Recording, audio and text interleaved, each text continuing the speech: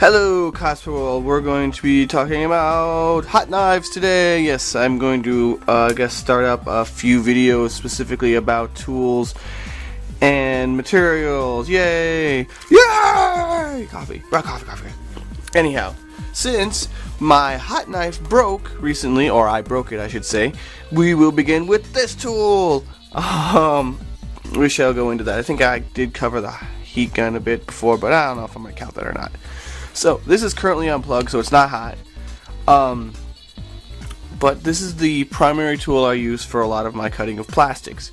It's sold as a wood burner. I got this one. There are several to choose from. You'll see that the Dremel brand one here has two heat dissipating boppers here.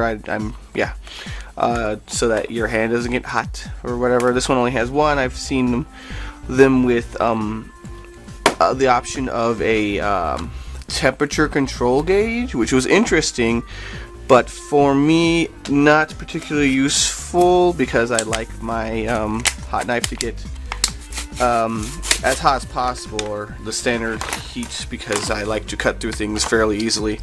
But what I did find, which was very nice, was this on-off function. You see, you typically just have to plug and unplug it, one of these in, like a soldering iron, but that's because that's kind of where their origins come from. So I find that awesome. I'm going to switch it on and power it up while I rant on, and then hopefully it'll be warm enough to demonstrate what I'm talking about in the future throughout this video. Yes. So yes, see, it is currently on according to the indicator. I like to keep my hot knife in a metal sort of protective holder thing. This is what I use. As you can see, I've got a few screws, and I've got my my old hot knife blade.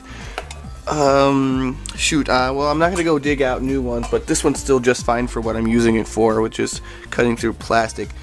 As you can see, it has screw-off heads, or you just replaceable heads, right? That's what you definitely want to be looking for with these. And I'm going to get a pliers. Where's pliers? Here's pliers. Okay. Typically, you want to change the heads when it is cold. So definitely do this when the machine is cold. Now, so you see it unscrews there. However, for right now, I'm going to put that back on just for things I'm going to demonstrate in the future and switch it out later.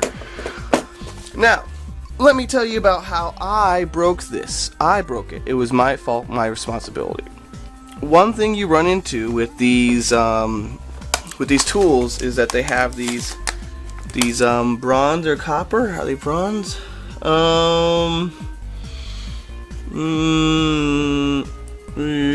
Bronze or copper. Anyway, they're made of this metal. The problem with this metal, bronze or copper, whatever it is, I forget exactly, is that it oxidizes very quickly. It rusts the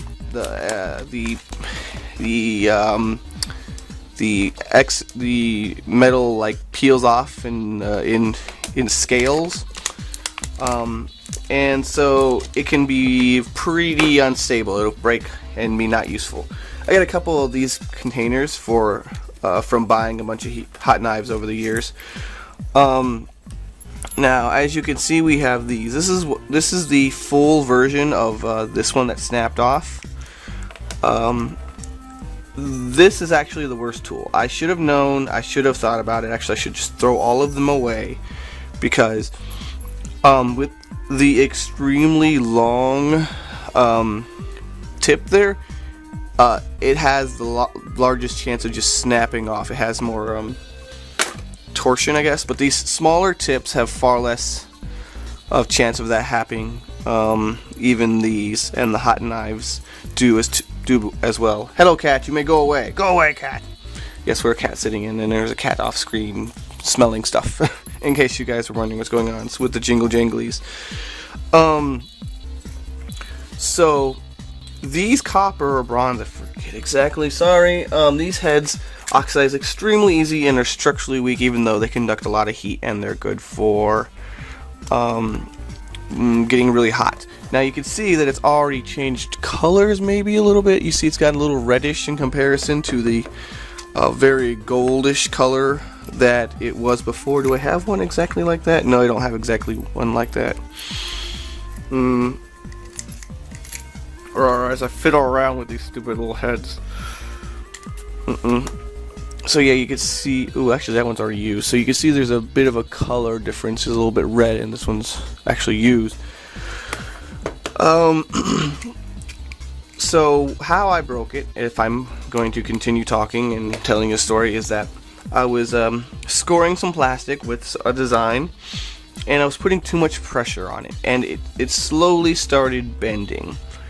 And if you are using so much pressure that it's causing the head of the tool to bend, you're doing it wrong. The idea of the hot knife is to use the heat. So you need to be very steady with it. You need to be more patient with it. This is a tool that could potentially hurt you, so I recommend you be more patient with it, even if I am not the most exemplary example of that. Rah, rah, rah, I'm using bad words. So what happened here is that I saw that it was bent and went, okay, cool, I'll just bend it back, right? Brilliant plan. So I put some pressure on it, bent it back, and guess what? It just snapped off. And now it's completely useless because the threads of the screw cannot go in there. I cannot replace the heads. There's no way that's coming out unless I do boring no, it's not happening. I might as well spend, I think it was like $12 for this model. They go up to, I don't know, 20. I believe even the more advanced, nicer ones are 14.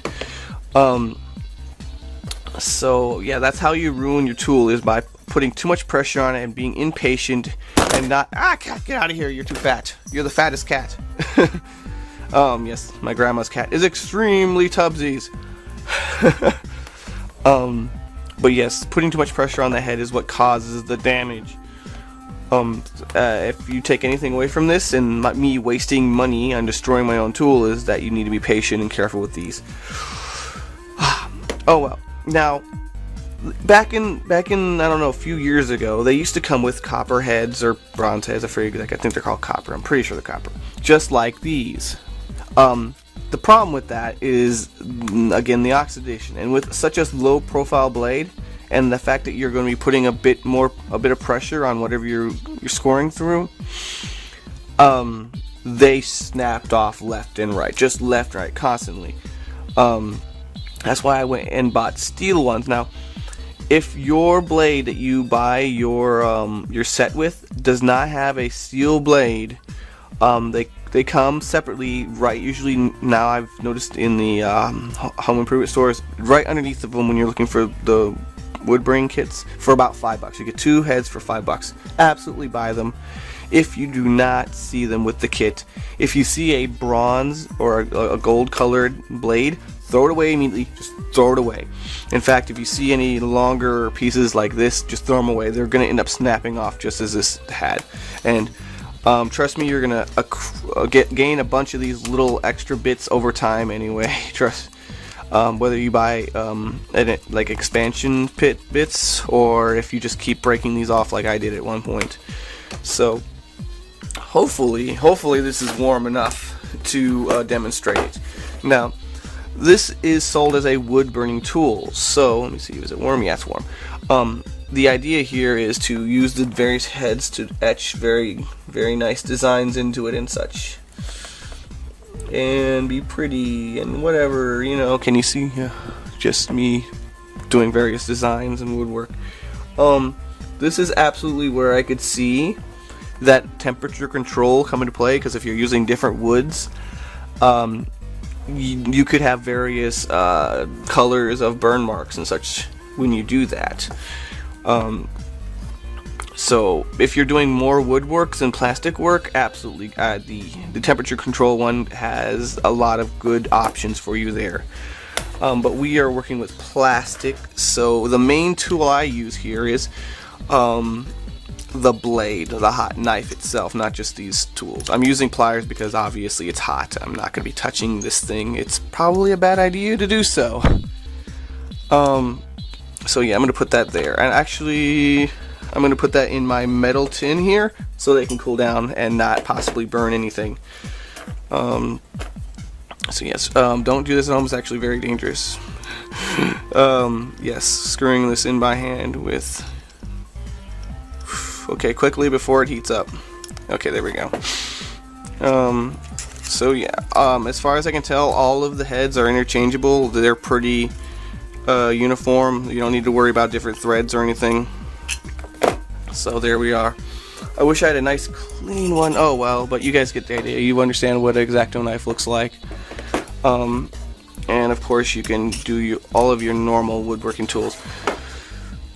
I'm going to grab a piece of scrap plastic from the bag over here. Woo! Scrap plastic. This is PVC. This is PVC foam board, PVC sheets. It's all the same stuff. Centra, I believe in Australia they have a different name for it, and Eastern Europe there's a different company that produces it, but it's all polyvinyl chloride by my book.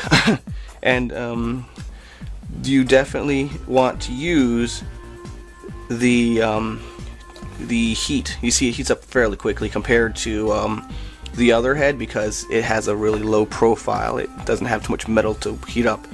And there we go. I almost exclusively try to use my hot knife for curves. Now if you're doing straight lines, a box cutter will work just fine. Okay, box cutter works just fine, and a saw will work just fine.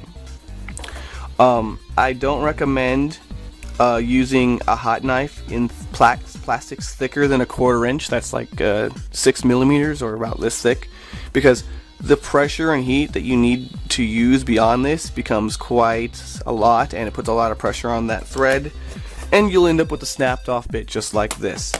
But if you're looking to cut out plastic and you want to cut out very small details, and you want to do even detail work just like you would with a wood burning tool, I do recommend a hot knife. It's this one was $11.50, $12, say, United States, and I bought it at Menards.